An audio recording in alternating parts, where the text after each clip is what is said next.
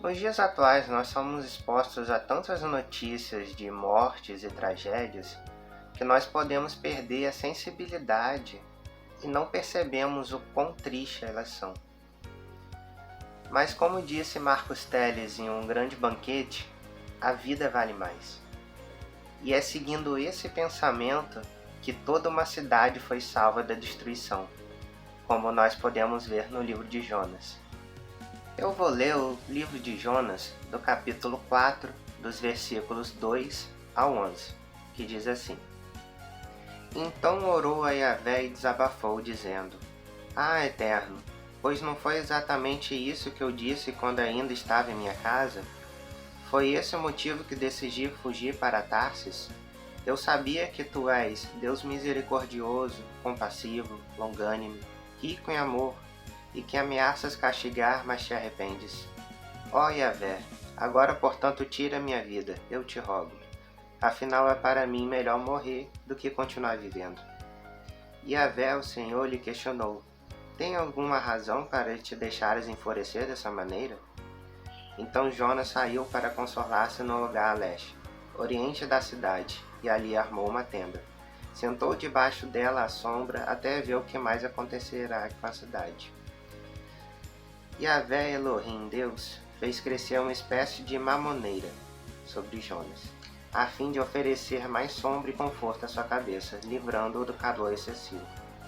E Jonas ficou bastante alegre por causa da planta. Todavia, no dia seguinte, ao alvorecer, Deus enviou uma lagarta que atacou o arbusto e, sendo frágil, secou.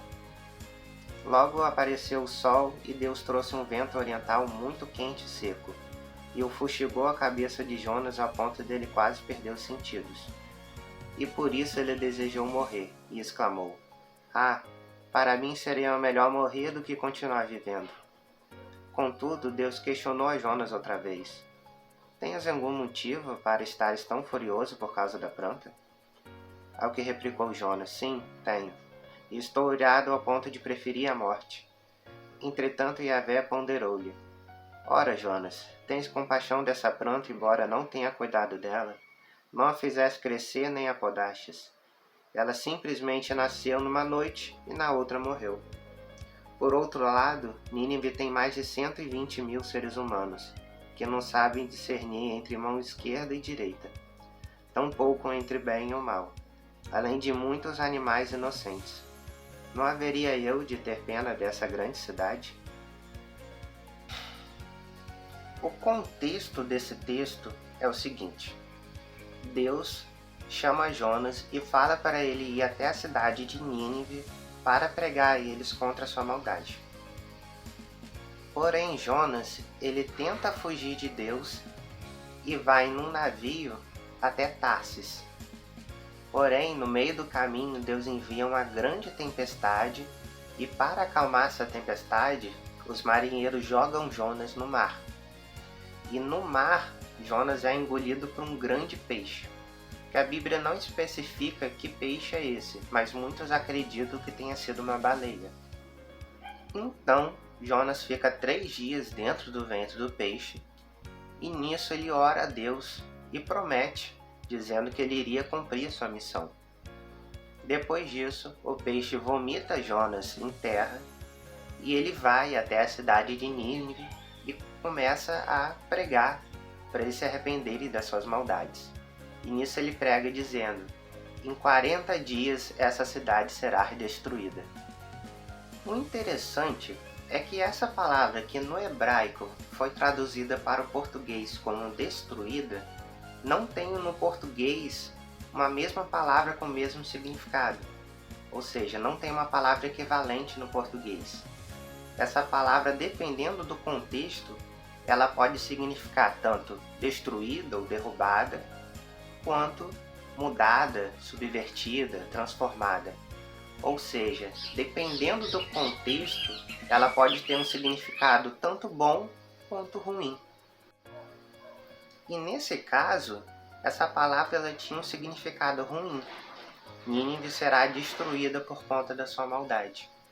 Porém, aos habitantes de Nínive ouvirem a pregação de Jonas, eles se arrependem dos seus atos E com isso, Deus os perdoa e não destrói a cidade.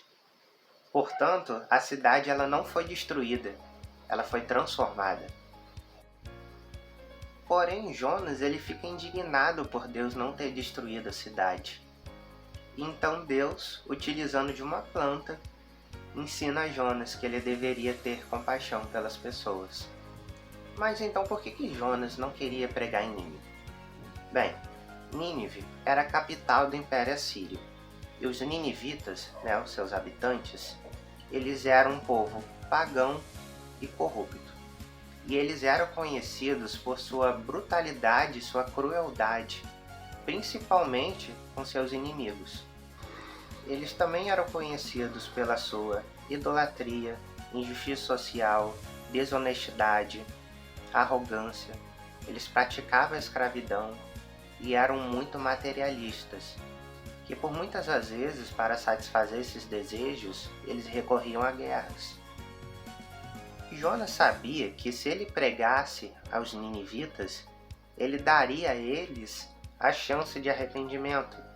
E caso ele se arrependesse, então Deus não iria destruir a cidade. E foi isso que aconteceu. E Jonas nutria um forte rancor pelos ninivitas.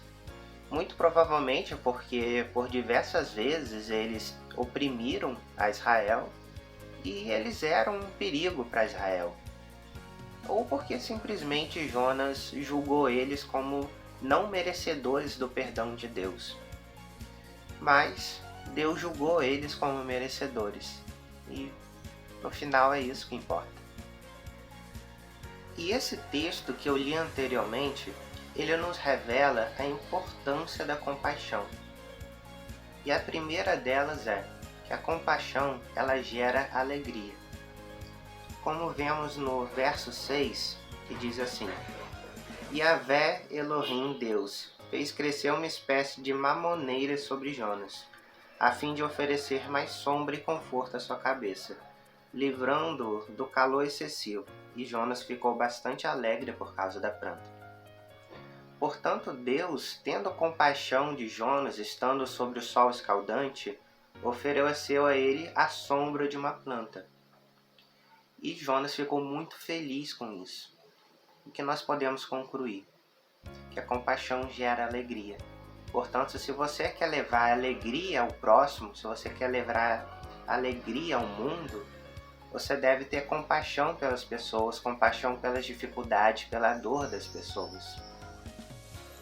E a segunda revelação que esse texto nos traz sobre a importância da compaixão é que a compaixão nos traz chance de arrependimento.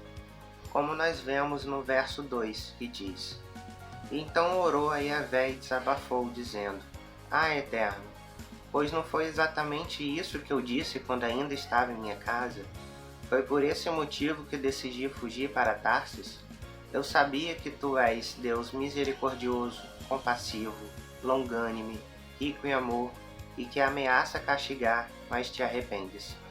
Portanto, a infinita misericórdia de Deus nos traz chance de arrependimento. E com isso, nos traz a graça de Deus que perdoa os nossos pecados. E a terceira revelação que esse texto nos traz sobre a importância da compaixão é que ela pode salvar toda uma nação. Como nós vemos no verso 11, que diz: Por outro lado, Nínive tem mais de 120 mil seres humanos que não sabem discernir entre mão direita e esquerda, tampouco entre o bem e o mal, além de muitos animais inocentes. Não haveria eu de ter pena dessa grande cidade? Porquanto, pela misericórdia de Deus pelos ninivitas, ele enviou um profeta a eles, para que ao ouvirem a sua palavra, eles tivessem chance ao arrependimento. E pelos ninivitas terem se arrependido, Deus, em sua misericórdia e compaixão, não destrói aquela cidade. E a conclusão que chegamos disso é que, da mesma forma que Deus teve compaixão de nós e perdoou os nossos pecados, nós devemos ter compaixão pelo próximo e levar a palavra de Deus a eles. E devemos fazer isso sem preconceitos, sem ressentimentos pelo passado, pois a palavra de Deus ela traz alegria, salvação e ela pode mudar muitas vidas.